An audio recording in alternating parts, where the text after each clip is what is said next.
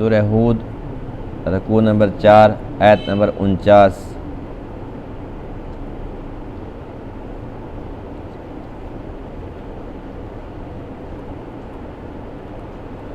اعوذ باللہ من الشیطان الرجیم،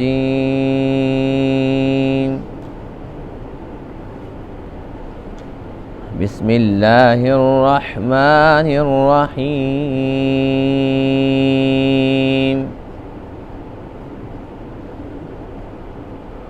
وَإِلَىٰ عَادٍ أَخَاهُمْ هُودًا قَالَ يَا قَوْمِ اعْبُدُوا اللَّهَ مَا لَكُم مِّنْ إِلَٰهٍ غَيْرُهُ إِنْ أَنتُمْ إِلَّا مُفْتَرُونَ۔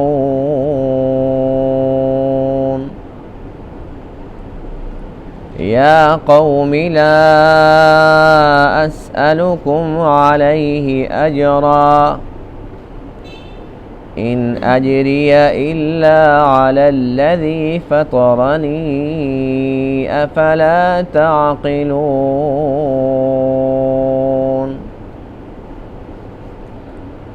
وَيَا قَوْمِ اسْتَغْفِرُوا رَبَّكُمْ ثُمَّ تُوبُوا إِلَيْهِ يُرْسِلِ السَّمَاءَ عَلَيْكُمْ مِدْرَارًا وَيَزِدْكُمْ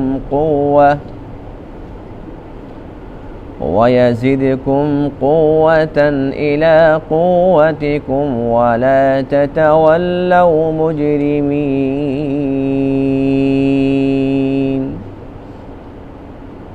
صدق اللہ العظیم۔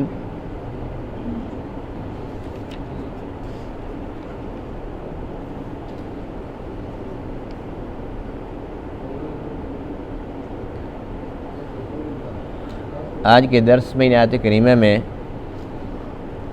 قوم عاد کا تذکرہ ہے، جن کی طرف اللہ تعالیٰ نے حضرت ہود علیہ السلام کو نبی بنا کر بھیجا، اور اسی واقعے کی وجہ سے اس سورہ مبارکہ کا نام سورہ ہود ہے۔ قوم عاد بڑی سرکش تھی، بہت زیادہ متکبر لوگ تھے، طاقت کے نشے میں اتنے اندھے تھے کہ ہر وقت ایک ہی گھمنڈ تھا کہ ہم بہت طاقتور ہیں، ہم سے زیادہ قوت والا کون ہے، ہم سے زیادہ طاقتور کون ہے۔ گویا کہ ان کے اندر شیطان اتر چکا تھا۔ حضرت ہود علیہ السلام نے انہیں سب سے پہلے دعوت توحید دی، یا قوم اعبدوا اللہ، اے میری قوم اللہ تعالیٰ کی عبادت کرو، اللہ کے بغیر اور کوئی الہ نہیں۔ اور انہیں سمجھایا کہ جن بتوں پر تم امیدیں باندھے ہوئے ہو یہ سب کا سب جھوٹ ہے، یہ بے اختیار ہیں، یہ بے جان ہیں، ان کے پاس کوئی اختیار نہیں ہے، نہ یہ نفع دے سکتے ہیں نہ نقصان دے سکتے ہیں، اور جو کچھ تم نے یہ خیالات گھڑ رکھے ہیں ان سے باز آ جاؤ۔ اور آپ نے ارشاد فرمایا کہ دیکھو جو کچھ میں تمہیں سمجھا رہا ہوں یہ بے لوث ہے، اس پر کوئی اجر نہیں مانگتا، کوئی معاوضہ نہیں مانگتا، میرا اجر مجھے میرا اللہ دے گا جو میرا خالق ہے۔ بس تمہارے اوپر لازم ہے کہ میری بات مان لو، اللہ کی وحدانیت پر یقین کر لو، اور اب تک جو تم نے گناہ کیے اس پر تم توبہ استغفار کر لو، اور تمہارے گناہوں کے سبب یہ جو قحط پڑ چکا ہے اگر تم توبہ استغفار کر لو گے اللہ تعالیٰ آسمان کو حکم دے گا، بارش برسے گی، قحط ختم ہو جائے گا، خشک سالی ختم ہو جائے گی، اور تمہاری ہر لحاظ سے جو بھی کمزوری ہے جسمانی یا مالی یہ سب کی سب کمزوریاں اللہ تعالیٰ دور فرما دے گا۔ آپ نے بہت پیارے انداز سے اپنی قوم کو سمجھایا، لیکن قوم اپنی ضد پر اڑی رہی اور انہوں نے صاف صاف انکار کر دیا کہ ہم آپ کی بات ماننے کے لیے تیار نہیں ہیں۔ قوم نے کیا جواب دیا، اس کے بعد پھر ان کا حشر کیا ہوا، اس کا ذکر انشاءاللہ آئندہ درس میں ہوگا۔ اس کا ترجمہ دیکھیے، وَإِلَىٰ عَادٍ، اور قوم عاد کی طرف ہم نے رسول بنا کر بھیجا، اخاہم، ان کے بھائی، ہودن، ہود کو۔ قال، آپ نے فرمایا، یا قوم اعبدوا اللہ، اے میری قوم تم اللہ تعالیٰ کی عبادت کرو، ما لکم من الہ غیرہ، نہیں ہے تمہارے لیے کوئی بھی الہ اس کے سوا، ان انتم الا مفترون،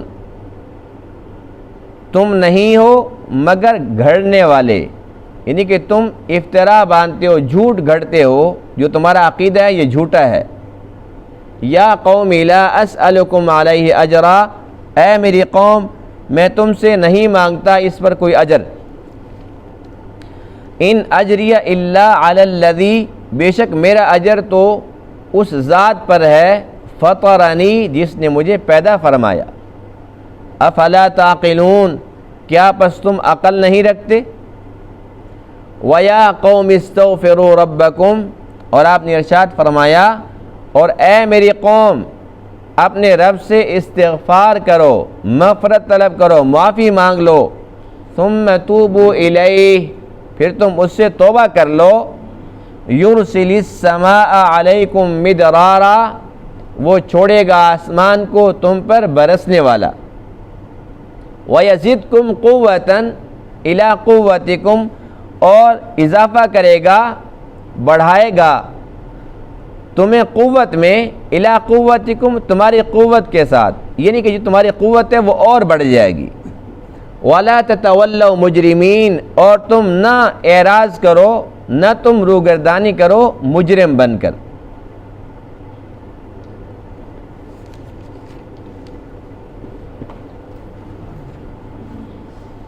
حضرت نوح علیہ نبینا علیہ السلام کے جو 3 بیٹے تھے، سام، حام اور یافس،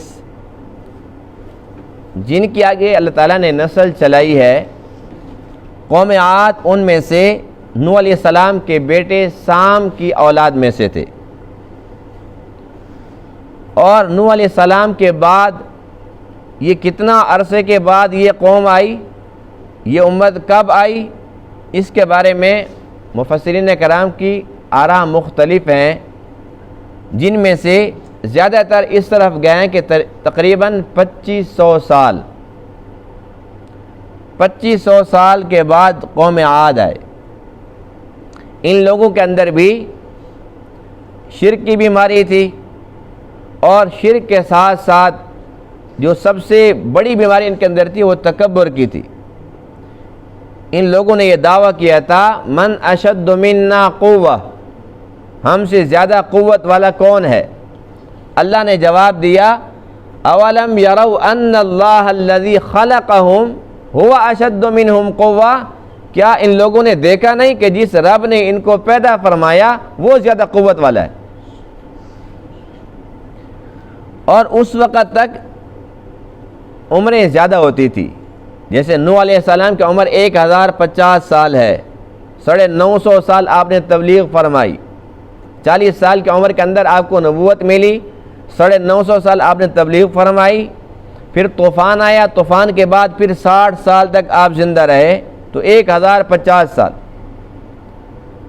قوم عاد کی طرف اللہ تعالیٰ نے ہود علیہ السلام کو نبی بنا کر بھیجا، ان کی عمر 464 سال تھی، بڑی عمر ہے یہ بھی۔ تو پہلی امتوں کی عمریں اسی طریقے سے زیادہ ہوا کرتی تھی، اور وہ طاقت کے اندر بھی بہت زیادہ تھے۔ قوم عاد کے بارے میں لکھا ہے کہ ان کی قد بہت لمبے تھے، بڑے بڑے قد والے۔ طاقت کا یہ عالم تھا کہ ایک درخت کو اگر پکڑ لیتے تھے اس کو جڑوں سمیت کھینچ لیتے تھے، اتنی طاقت، اور اتنے طاقتور تھے کہ آج بھی مصر کے اندر جو اہرام مصر بنے ہوئے ہیں، جن میں سے ایک کی بلندی 400 فٹ ہے، 400 فٹ، اور کئی من کے پتھر وہاں پر نصب ہیں۔ اور اس دور کے اندر ان لوگوں نے جو مثالیں بنائے تھے، آج تک وہ مثالیں جوں کے توں کھڑے ہوئے۔ اب تو کرینیں آ گئی ہیں، جدید مشینری کا دور ہے، اب تو سمجھ آتی ہے بات کہ بھئی مشین یہاں سے پتھر اٹھائے گی اور وہاں پر پہنچا دے گی، لیکن اس وقت کوئی مشینری نہیں تھی۔ اس دور کے اندر ان لوگوں نے ان اتنے بڑے بڑے پتھروں کو کیسے اٹھایا؟ ظاہر ہے کہ طاقتور تھے، اور پھر اتنا اوپر پہنچایا، ذہین بھی تھے، طاقتور بھی تھے۔ تو یہ بڑے متکبر لوگ تھے، ان کی طرف اللہ تعالیٰ نے ہود علیہ السلام کو نبی بنا کر بھیجا، اور یہ ملک یمن میں رہتے تھے۔ یمن، مصر، یہ سارا کا سارا ایک علاقہ تھا، یہ بہت بڑی امت تھی۔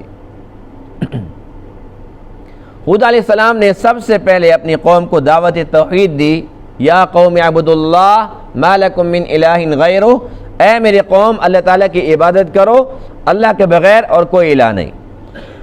یہی دعوت توحید ہر ایک نبی نے سب سے پہلے اپنی امت کو دی۔ ہر ایک نبی کی سب سے پہلی دعوت توحید ہی رہی۔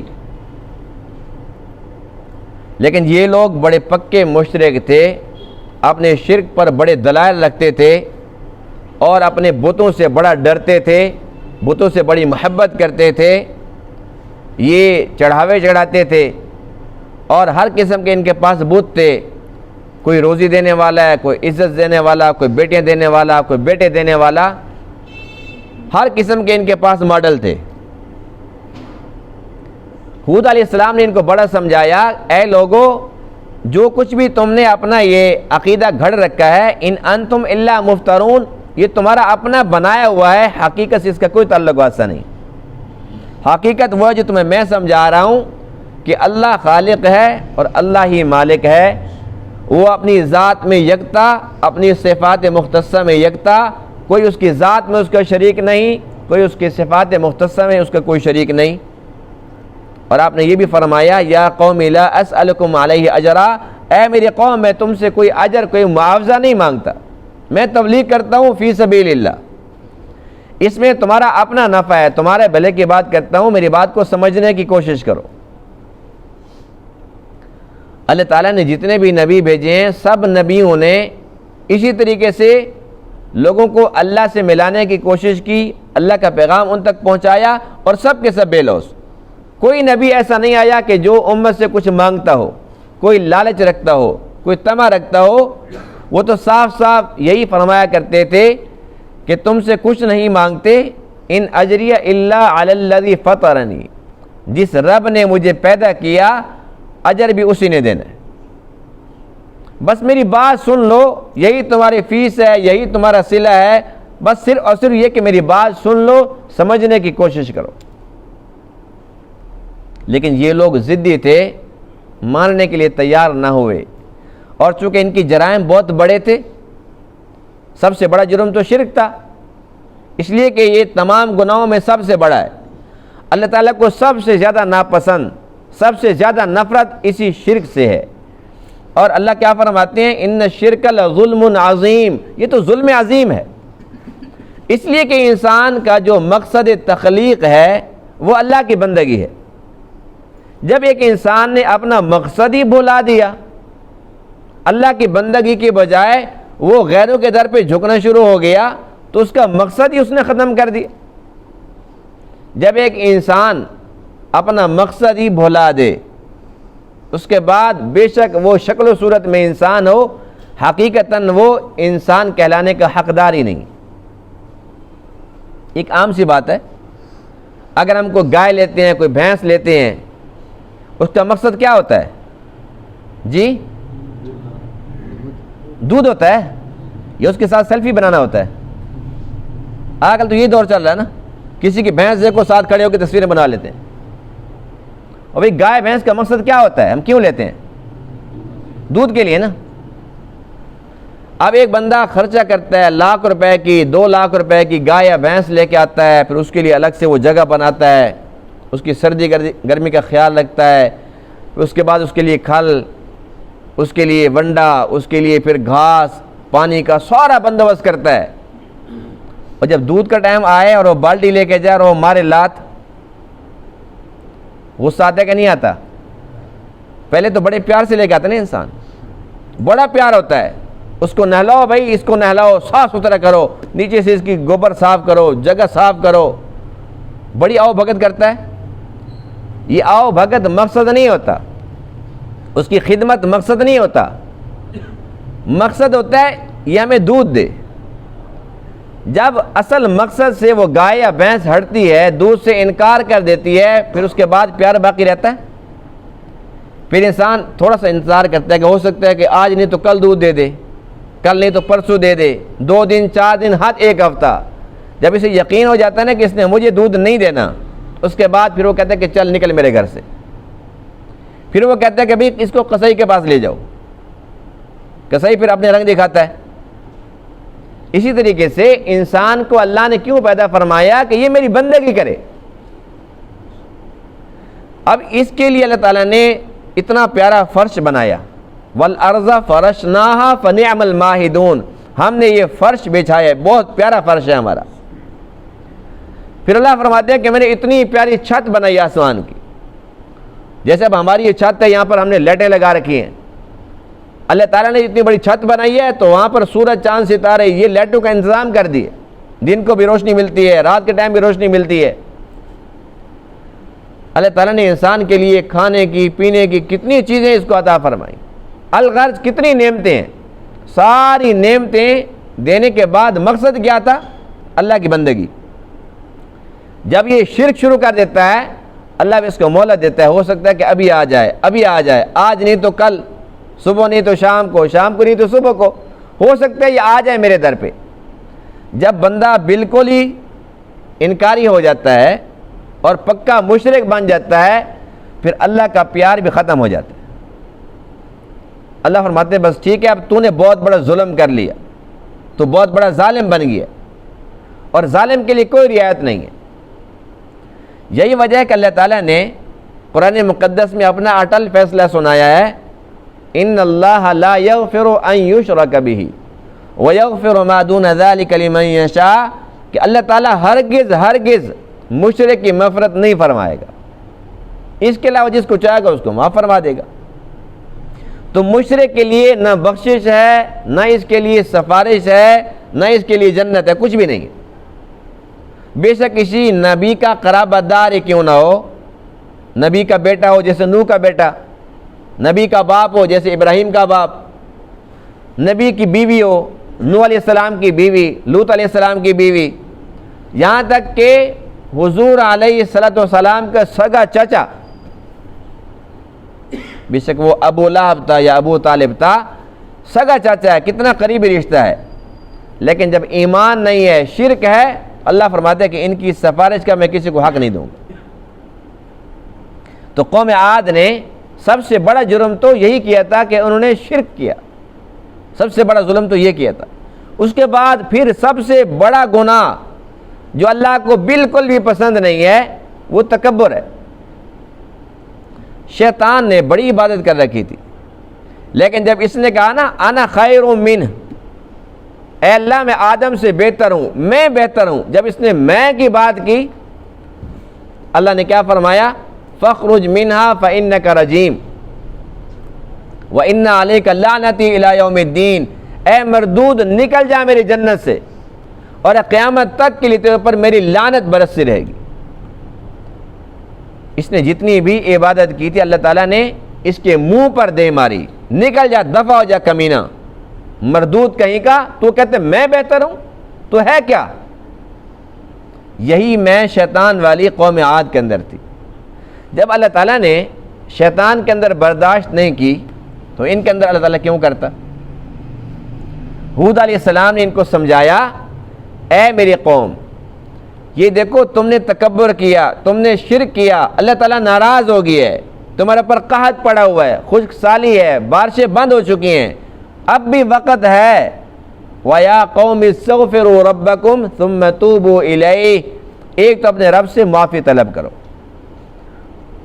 استغفار کرو، اس کے بعد پھر توبہ کرو۔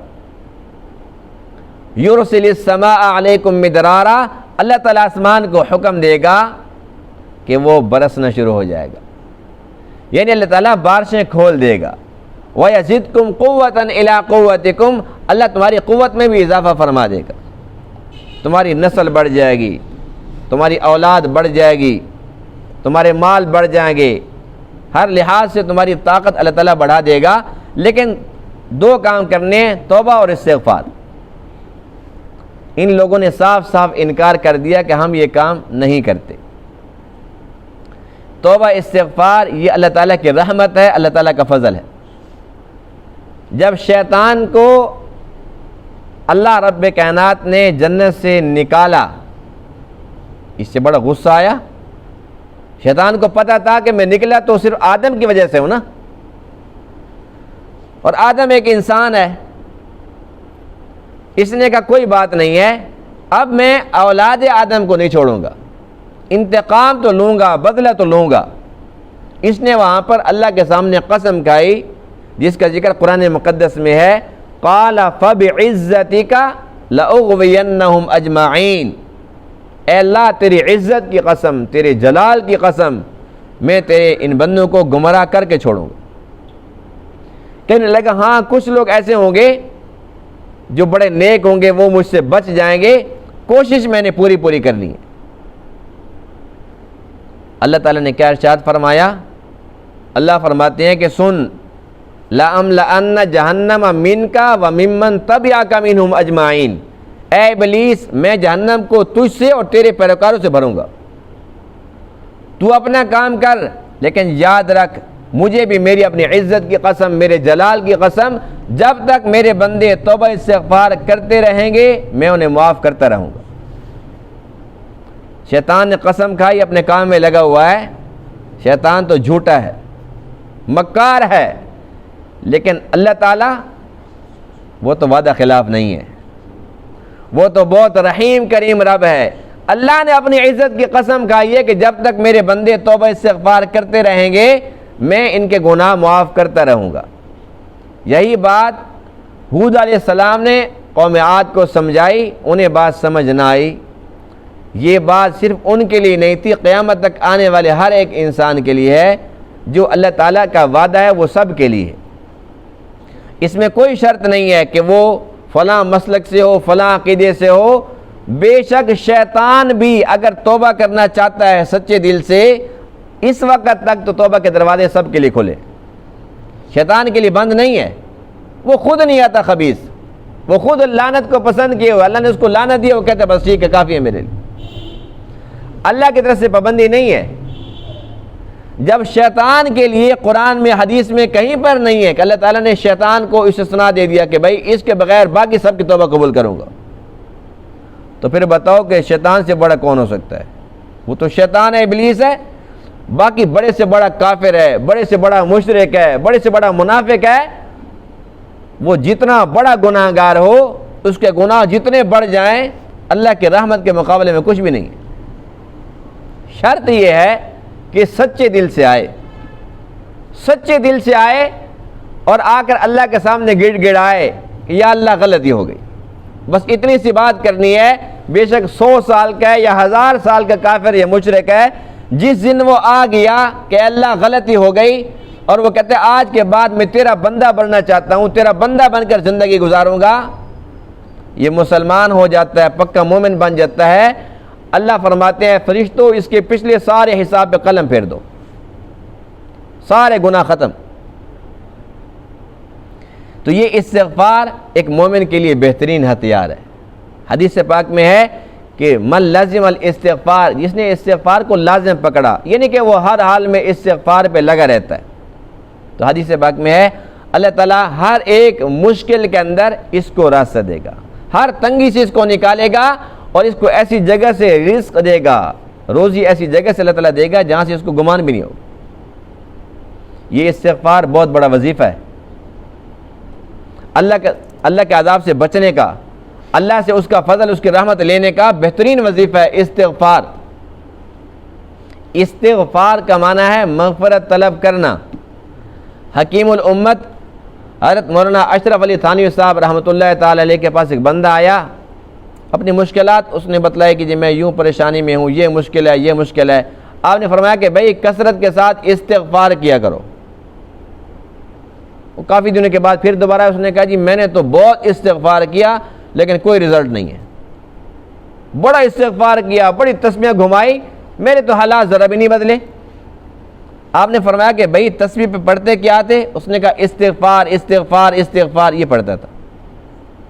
آپ نے فرمایا خدا کا خوف کرو، استغفار کا معنی ہے معافی مانگنا۔ تو کہتا ہے معافی مانگنا معافی مانگنا، یوں کہنا تھا استغفر اللہ، میں معافی مانگتا ہوں۔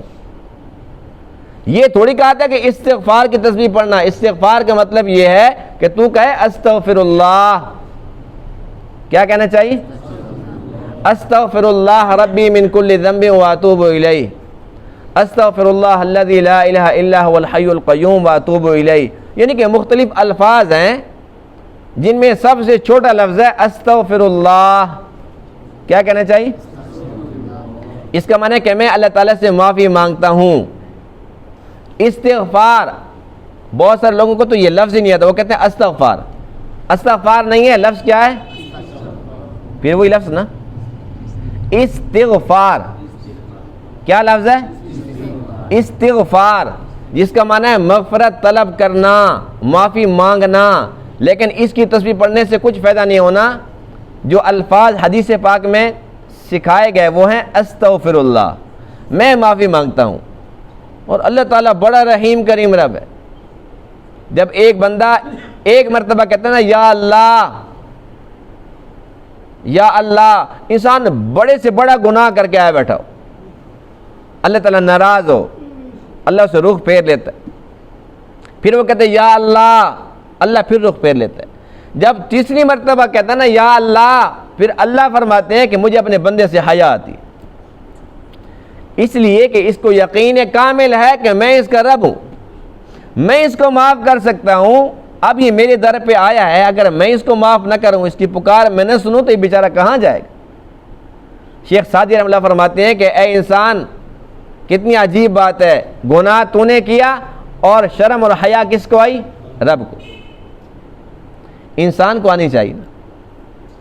تو یہ استغفار کرنا یعنی کہ استغفر اللہ یا استغفر اللہ ربی من کل ذنب واتوب الیہ، اس کو ہم کثرت کے ساتھ پڑھیں۔ حضور علیہ السلام کا یہ معمول مبارک تھا، جیسے ہی فرض نماز سے آپ سلام پھیرتے تھے 3 بار آپ فرماتے تھے استغفر اللہ استغفر اللہ استغفر اللہ۔ یہ امت کو سمجھانا مقصود تھا، یعنی کہ تم نے نماز پڑھ لی ہے، نماز پڑھنے کے اندر کوئی کمی بیشی ہوگی، اور یقیناً ہماری نمازوں میں تو ہوتی ہے، جب ہم استغفار کر لیتے ہیں، اللہ تعالیٰ سے 3 بار معافی مانگ لیتے ہیں، اللہ تعالیٰ یہ کمی بیشی ہمیں معاف فرما دیتے ہیں۔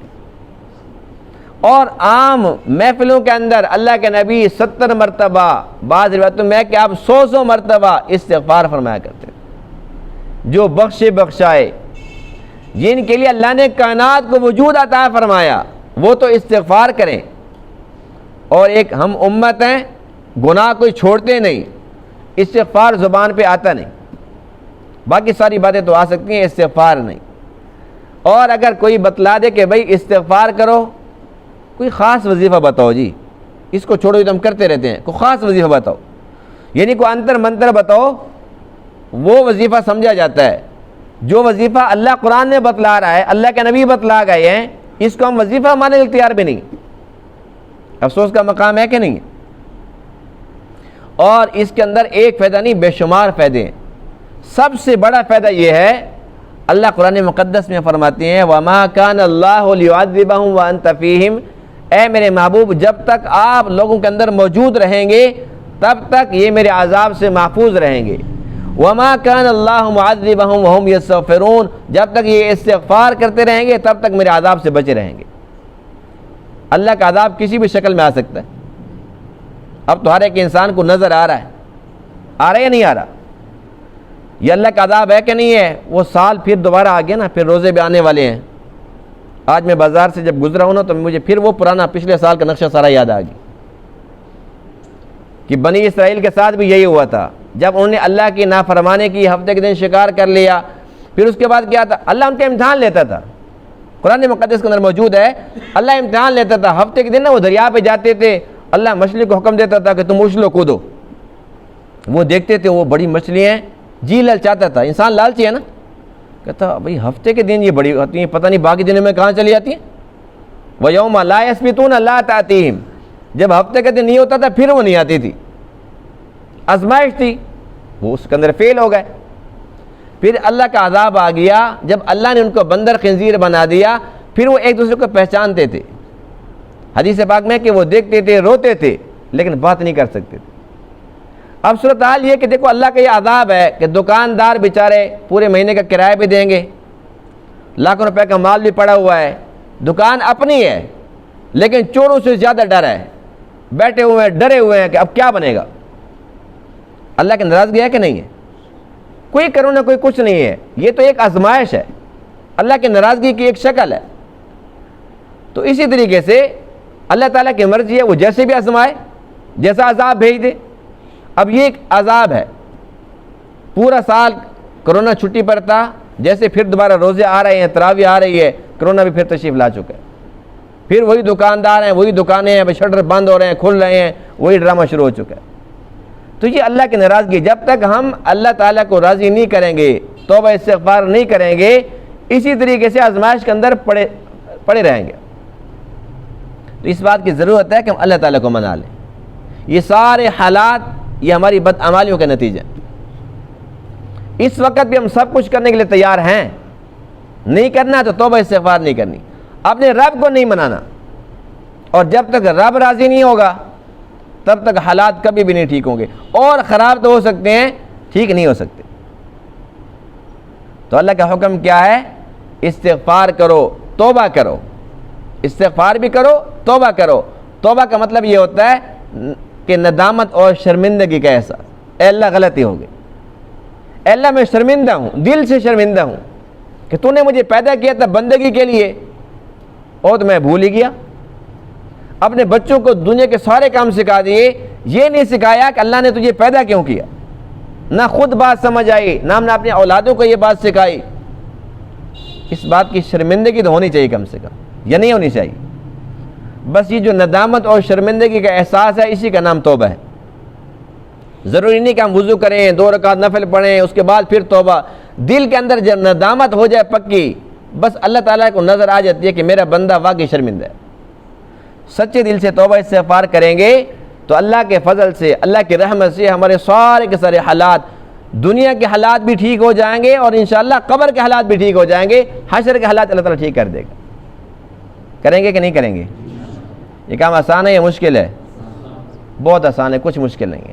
بات صرف نیت کی ہے. ہم عزم کر لیتے ہیں، نیت کر لیتے ہیں یا اللہ تجھے راضی کریں گے، اللہ تعالیٰ راستے خود آسان کرتا چلا جاتا ہے. ایک نیت کرنی ہے، توفیق بھی اللہ نے دینی ہے، راستے بھی اسی نے دکھانے ہیں، صراط مستقیم پر چلانا بھی اسی نے ہے. ایک نیت کرنی ہے، اگر ہم وہ بھی نہیں کر سکتے، اس سے بڑی بدنصیبی کی بات کیا ہوگی. آج ہم عزم کرتے ہیں کہ اپنے رب کو ناراض نہیں کریں گے.